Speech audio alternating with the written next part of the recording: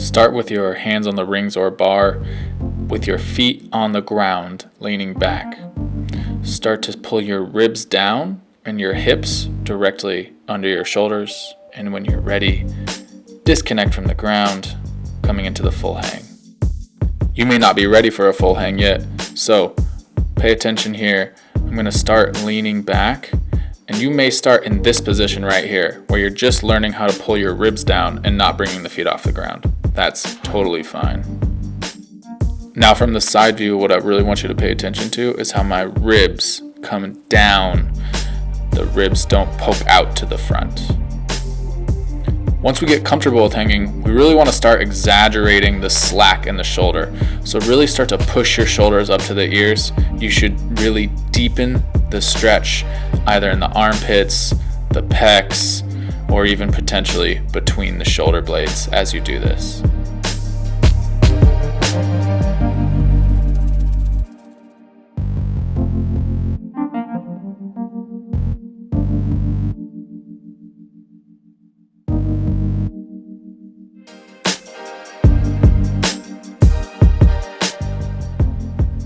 The active hang is just a passive hang where we start to pull the shoulder blades down and back. Now, even if you're not doing a full passive hang with your feet off the ground yet, you can still start to work on the active hang as shown right now with my feet still on the ground. As you get stronger, you can start lifting your entire body weight by lifting both feet off the ground.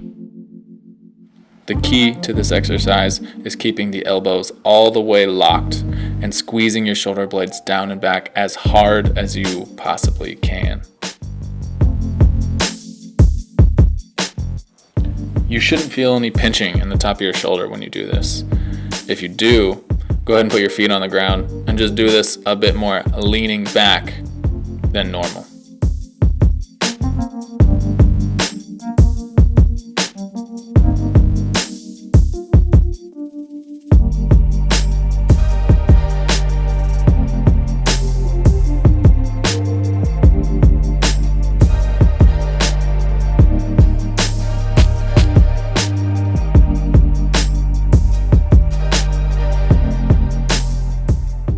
Grab onto a single ring with both hands. One hand directly on the ring, the other hand on top of that hand. Take one leg and drop it behind the other leg as far out to the side as you can, as shown in the video. Straighten that knee as much as you can. What we're looking for is the longest distance from the foot to the hand on that stretched out side. Push the ribs to the side as much as you can to make that line even longer. You can make this much more intense by doing two things. You can disconnect with the other hand, making this a single arm movement, and you can also stack your feet together, adding more weight into the stretch. Pay note to the direction of your shoulders and pelvis. You'd like them to face mostly forward, but you can play with it and see if you get a better stretch. Always make sure you're reaching up with the shoulder blade.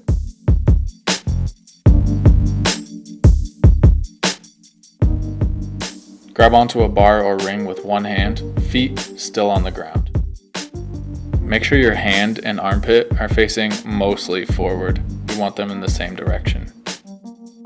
Slowly start to sink your body weight so that you end up putting more weight into your hand and less into your feet over time.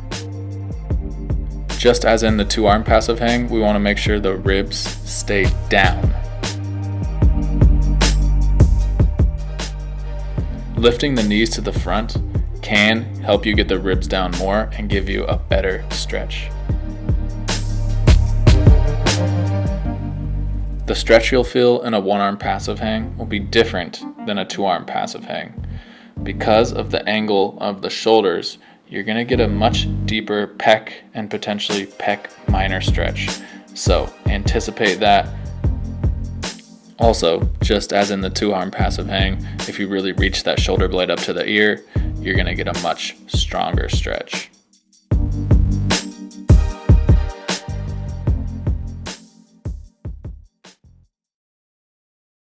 When working towards the one arm active hang, we'll start in a 2-arm active hang and then slowly start to shift weight into one arm. As you get stronger, you'll be able to shift more and more weight into one side. So we'll start with 60-40, move to 70-30, 80-20, and so on. It's perfectly normal for the body to do a side bend when you start doing one-arm active hangs. Don't discourage that. Keep just working on the shoulder blades, and the lower body will just do whatever it wants to do. Once you're able to hold the one-arm active hang regularly, we'll start from a passive hang and move into the one-arm active hang.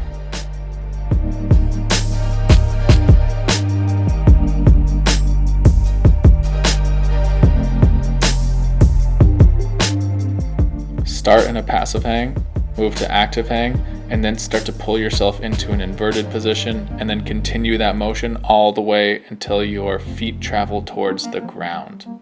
Now, this position where my feet are moving towards the ground is called a German hang. This is where the stretch in the skin the cat is. Exit the way you came by pulling yourself back to that inverted hang, and then finishing all the way to the ground to the front. While in the German hang portion, I want you to actively pull your shoulder blades back and imagine you're trying to lift your hands up to the sky as much as you can to deepen the stretch.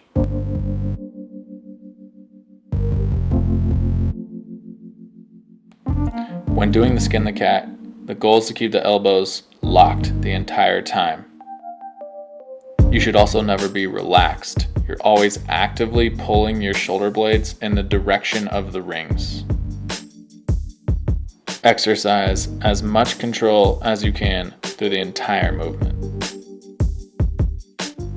If it seems impossible to get yourself up, don't worry, we can jump. Just lower the rings so that your feet can touch the ground when you're in your front or back position of the skin the cat, and you can still do everything as explained earlier, just having your feet on the ground.